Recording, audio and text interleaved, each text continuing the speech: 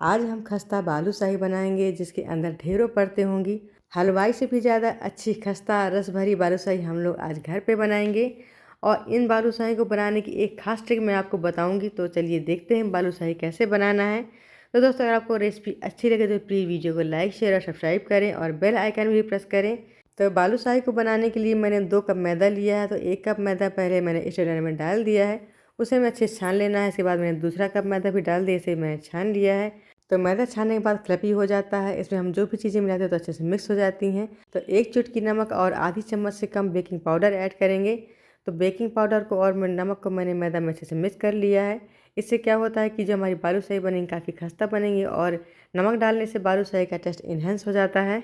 तो बालूशाही को खस्ता बनाने के लिए और बालूशाही में कई परतें बने, इसके लिए मैंने देसी घी का यूज़ किया है। आप रिफाइंड ऑयल भी डाल सकते हैं, बट देसी घी डालने से बालूशाही काफ़ी खस्ता बनती हैं और ऑयल डालने से चीज़ें कुरकुरी बनती है। तो हमें बालूशाही खस्ता बनाना है, इसलिए मैंने बालूशाही में देसी घी को डाला है। और देसी घी डालने में आप लोग बिल्कुल भी कंजूसी ना करें।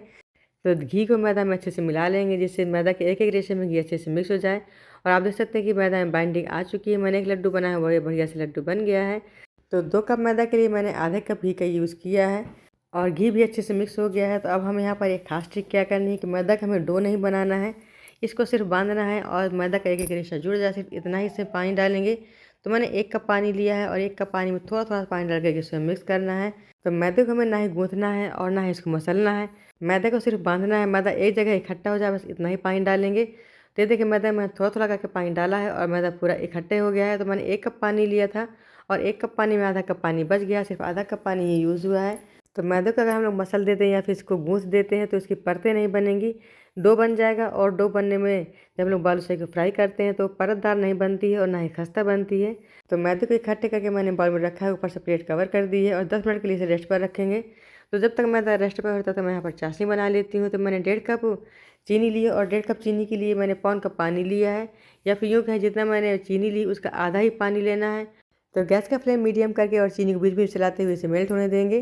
चीनी अच्छे से मेल्ट हो चुकी है और मैंने इसमें ऑरेंज फूड कलर ऐड किया, तो 1 पीसी बराबर फूड कलर ऐड किया है।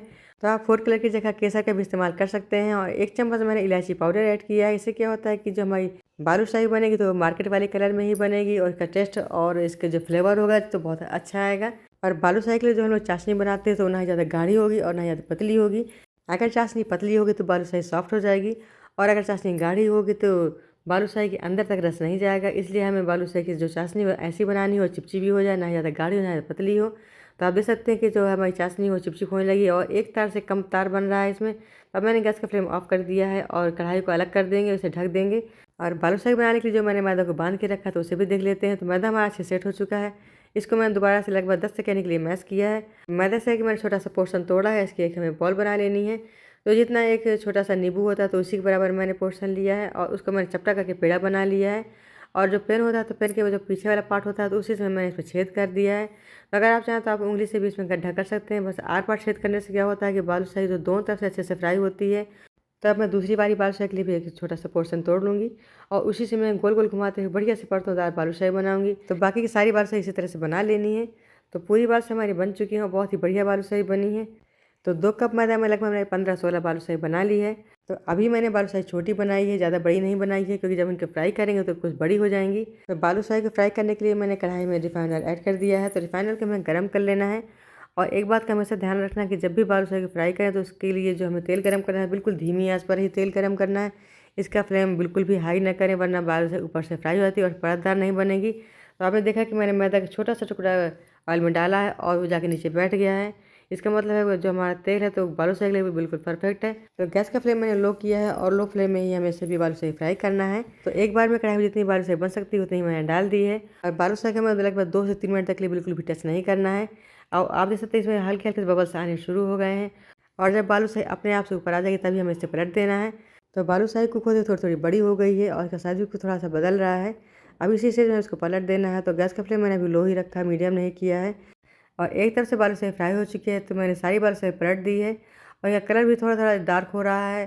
तो बालूशाही भी पूरी तरह फ्राई भी नहीं हुई, इनके परतें भी दिखने लगी हैं। तो आप जैसे कितनी बड़ी से परतें दिख रही हैं और बालूशाही अच्छे से हमारी फ्राई होने लगी है। तो गैस का फ्लेम मैंने थोड़ा सा बढ़ा दिया, यूँ कहे कि गैस का फ्लेम मैंने मीडियम कर दिया है और मीडियम फ्लेम में मैंने सारी बालूशाही पलट दी है। तो अगर आप लोग भी इसी तरीके से बालूशाही बनाएंगे और परफेक्ट रेशियो रखेंगे तो बालूशाही कभी भी ख़राब नहीं होगी। आप एक बार में इसे अच्छे से बना सकते हैं। और बालूशाही देखने में बिल्कुल खस्ता लग रही है, इसकी एक एक लेयर दिख रही है, इसका मतलब बालूशाही में बिल्कुल परफेक्ट बन रही है। तो बालूशाही का कलर बहुत बढ़िया आ गया है। अब बालूशाही को मैं निकाल लेना है। तो जो जो बालूशाही को खोदी जा रही है उस बालूशाही मैं निकालती जा रही हूँ। तो एक बालूशाही मैं निकाली थी, आप देख सकते हैं कितनी खस्ता बालूशाही बनी, दोनों तरफ से बढ़िया से फ्राई हो चुकी है। तो 2 दिन बाद होली भी है और रमज़ान का महीना भी चल रहा है। तो त्योहारों में आप लोग बालूशाही घर में बनाएं और खुद भी खाएं और मेहमानों को भी खिलाएं। और जब आप लोग इस तरीके से बनी हुई घर में मिठाई मेहमानों को खिलाएंगे तो मेहमान आपसे एक बार ज़रूर पूछेंगे कि आपने कैसे बनाई। बहुत ज़्यादा खस्ता और ज़्यादा टेस्टी बालूशाही बनी हुई है। सभी बालूशाही मैंने निकाल ली है। निकालने के बाद बालूशाही का दूसरा बैच भी हमें फ्राई कर लेना है। तो इस रेसिपी को एक बार आप लोग ज़रूर ट्राई करें। तो सभी बालूशाही मैंने निकाल ली है और जो दूसरी बालूशाही वो भी मैं डाल रही हूँ। तो आप देख सकते हैं कि जो मैंने बालूशाही डाली और जो मैंने कलछी में रखी है दोनों के साइज़ में कितना अंतर है। तो बालूशाही फ्राई करने के बाद ये फूल जाती है। तो बालूशाही को रस भरी बनाने के लिए अब इसे हम चाशनी में डिप करेंगे। तो चाशनी थोड़ी ठंडी हो गई थी तो इसलिए मैंने इसको हल्का गुनगुना कर लिया है। और गरम गरम बालूशाही जब हम लोग गुनगुनी चाशनी में डालते हैं तो बढ़िया से जूसी हो जाती है। तो बालूशाही को डालने के बाद 2 मिनट तक के लिए इसे हम टच नहीं करेंगे और 2 मिनट तक हम इसी तरीके से बालूशाही को चाशनी में रखेंगे। और चम्मच से चाशनी को हम लोग बालूशाही के ऊपर डालते जाएंगे, जिससे बालूशाही दोनों तरफ से अच्छे से कोटेड हो जाएगी। तो एक तरफ धीमी आंच में हमारी बालूशाही कुक हो रही है और दूसरी तरफ जो मैं पहला बैच था तो उसे मैंने चाशनी में डाला है और 2 मिनट हो चुके हैं और बालूशाही को मैंने पलट दिया है। तो आप देख सकते हैं बढ़िया सी जूसी और हलवाई जैसी बालूशाही हमारे घर में बन के तैयार हो गई है। तो बालूशाही को पलटने के बाद दोबारा से हम 2 मिनट तक चाशनी में रखेंगे। तो 2 मिनट हो चुका है और सभी बालूशाही मैंने प्लेट में निकाल ली है। तो एक मैंने बढ़िया सी प्लेट ली है, उसी में सारी बालूशाही निकाल ली है। तो अभी एक बालूशाही मैं आपको क्रैश करके दिखाऊंगी कि कितनी खस्ता और कितनी क्रिस्पी बालूशाही बनी है। तो बालूशाही का कलर कितना बढ़िया है और होटल से भी ज़्यादा अच्छी बालूशाही हमारे घर में बन गई है। तो आपको देखने में समझ में आ रहा होगा कि बालूशाही कितनी परतदार बनी है। तो बालूशाही के ऊपर से मैंने दोबारा से चाशनी को स्प्रेड किया है और एक बालू मैं आपको क्रैश करके दिखाऊंगी कितनी बढ़िया कितनी खस्ता बालूशाही बनी है। और सभी बालूशाही हमारी जूसी बनी है, अंदर तक इसके रस भरा हुआ है। इस बालूशाही को जो भी देखेगा ना तो उसी के मुँह में पानी आ जाएगा, इतनी ज़्यादा टेस्टी बालूशाही बनी है। दोस्तों इसी तरीके से आप लोग बालूशाही और अगर आपको वीडियो अच्छी लगे प्लीज़ वीडियो को लाइक और सब्सक्राइब करें।